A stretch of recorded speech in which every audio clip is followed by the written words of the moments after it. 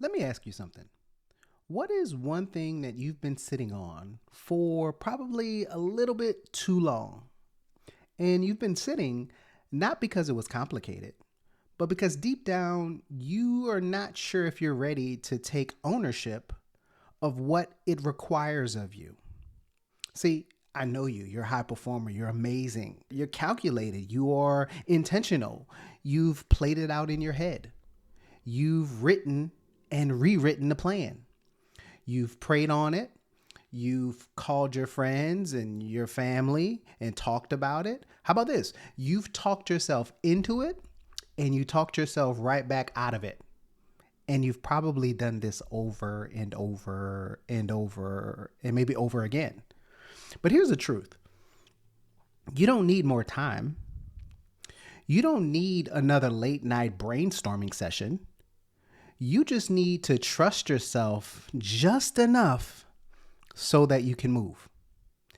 And we're talking about that shift today from overthinking to ownership and what it looks like to stop circling what you've already could have done and start stepping into what's already yours.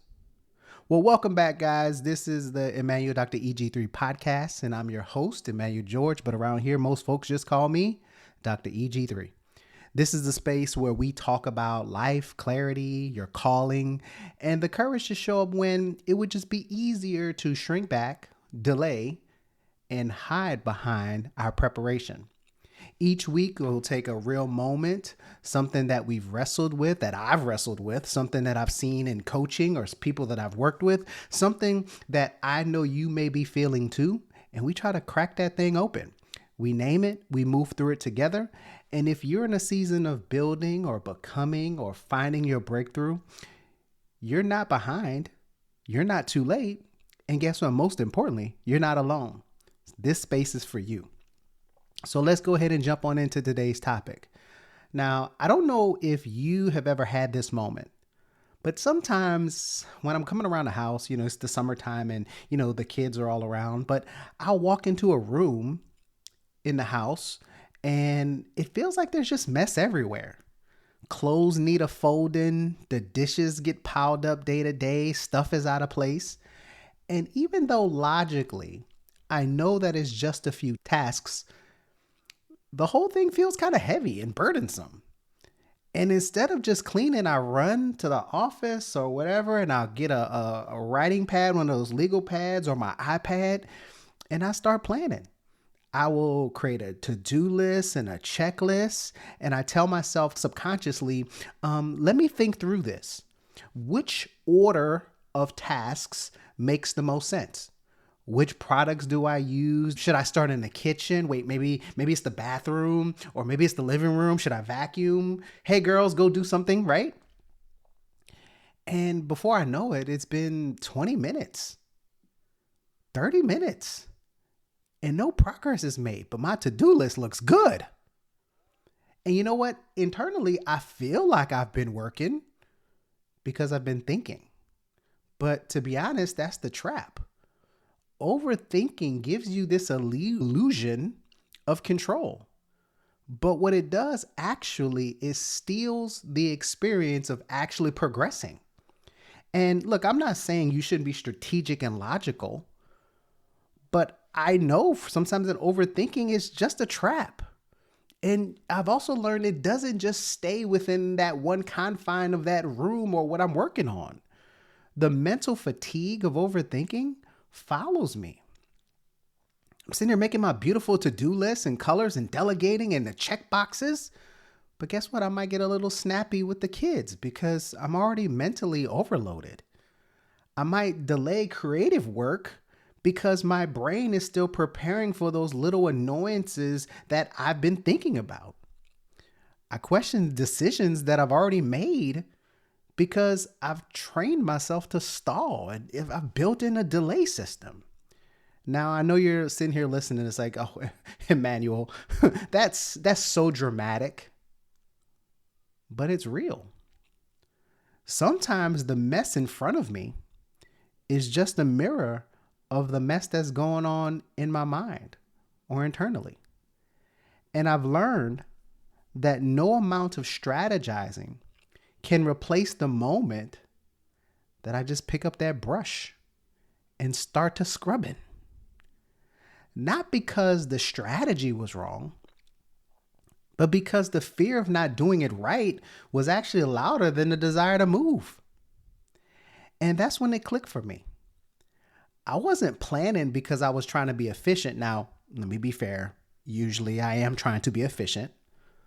But sometimes we start planning and thinking and overthinking and the researching because we're actually stalling.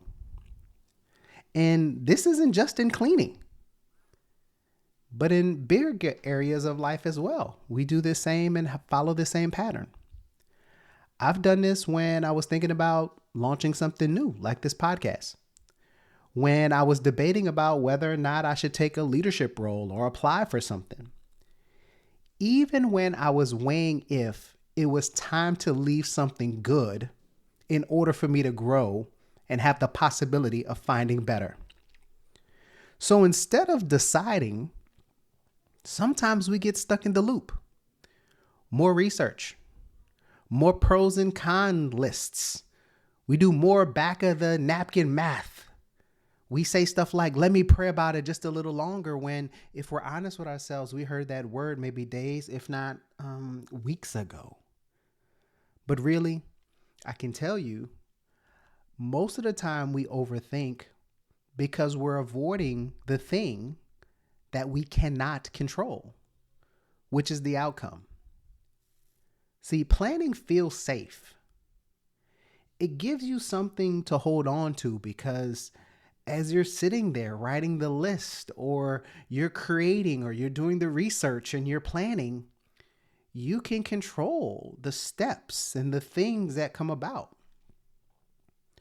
But ownership, that requires trusting yourself. That requires you stepping into something where the outcome isn't guaranteed. Now, whether it's washing the dishes or launching the business, the principle is still the same. Overthinking won't protect you, but it will delay you. And most of the time, what you just really need to do is just start. Because in today's world, you probably already have enough information. You have enough, and guess what? You're never going to have enough to be 100% sure. So just pick up the brush. Start to scrubbing. Send the email. Say yes anyway, even though you don't feel ready. But just take that first step, and I promise you, clarity will catch up with you and your courage just to move forward. Now, I want to break this down into 3 bold, practical shifts that may help you from spinning to standing firm. And really just going to do it in 3 steps. We're going to reframe. I'm going to give you a tool and then maybe some insight as we kind of wrap it up, right? So here's 3 bold practical steps. Number 1 is the reframe. Overthinking is emotional avoidance.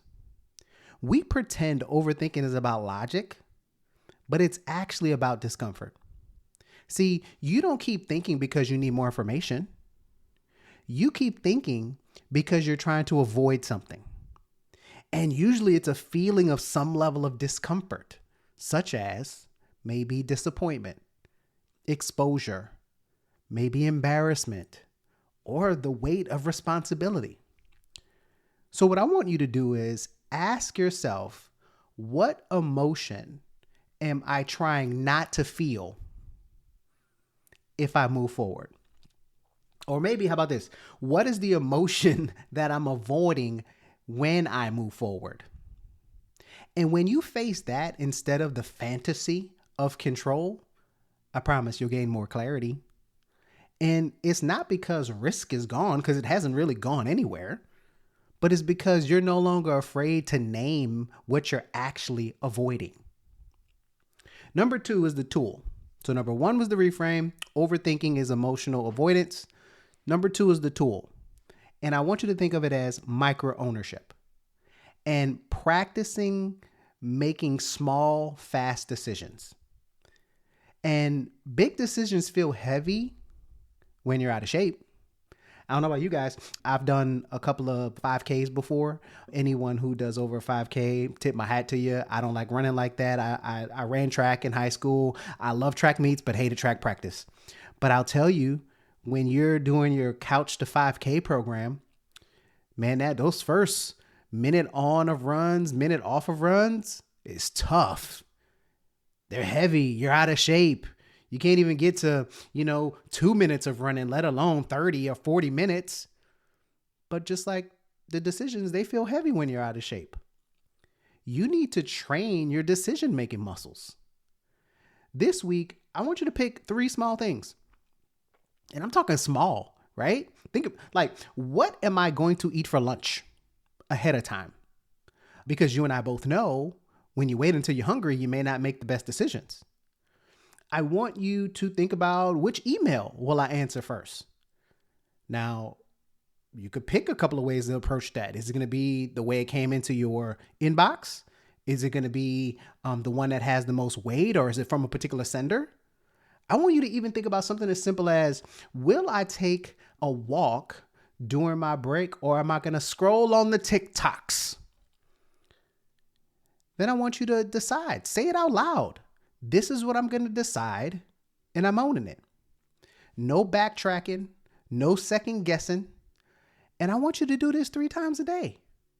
You'll feel your confidence recalibrate. You'll feel more empowered, because ownership isn't about big leaps.